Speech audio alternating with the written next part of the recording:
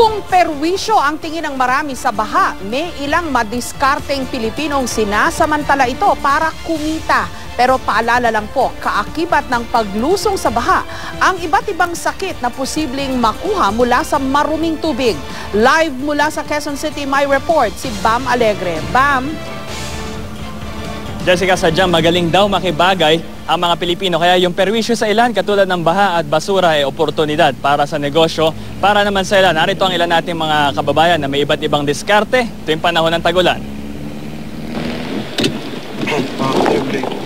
Taon-taon tuwing tag-ulan, nalulublob sa perwisyo ang mga mababang lugar katulad ng Valenzuela at Malabon. Pero business as usual pa rin kahit baha. Sa katunayan, may ilang tindero na nagpatuloy sa pagtinda ng bangus, karne, at maging lumpia. Pag may tubig, basta ganito lang, hindi malalim dahil madali lang paninda ko.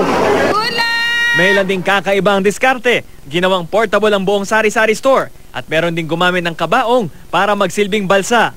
Kabaong kako yan. Kako, wag naman ako kayong ganyan. Naghahanap buhay kako yung tao eh. Pagkakataon din ng baha para kumita ang ilang pedicab driver. Kapag matindi ang baha, ang singil na 15 pesos, umaabot ng 40 pesos pataas. Yun nga lang, may panganib itong hatid sa kanila, alipunga at leptospirosis. Bahay, mayroon pumadyak.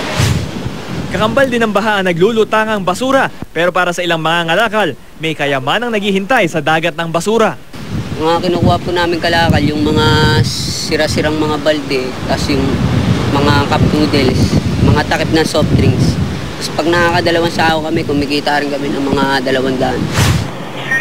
Dito naman sa Marikina River, kapag umaabot sa critical level ng ilog, nagsusulputan sa pampang ang mga naglalakihang janitor fish na itinitinda pa ng ilan sa halagang 10 piso kada kilo.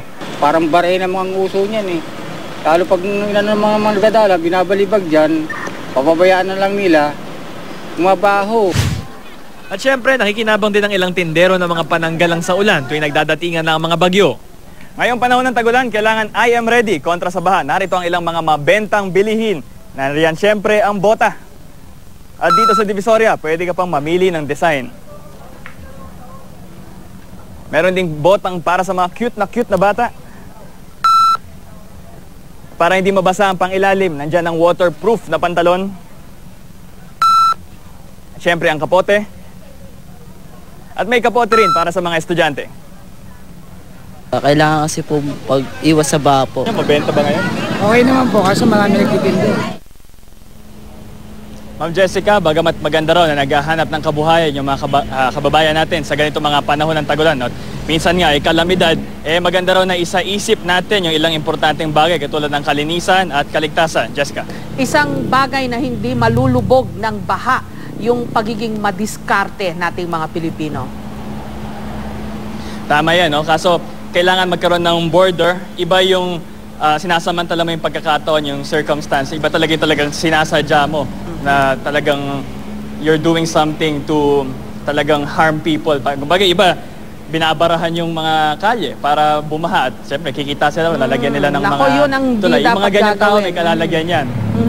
Yun yung sinasabi ng MMDA na dahilan daw ng pagbaha kagabi sa EDSA. May mga bumara daw dun sa drainage. So yun, kailangan kung maghahanap man tayo ng kabuhayan sa mga panahon ito, kailangan hindi tayo nakakasakit na ibang tao. Jessica? Okay, maraming salamat, Bam Alegre.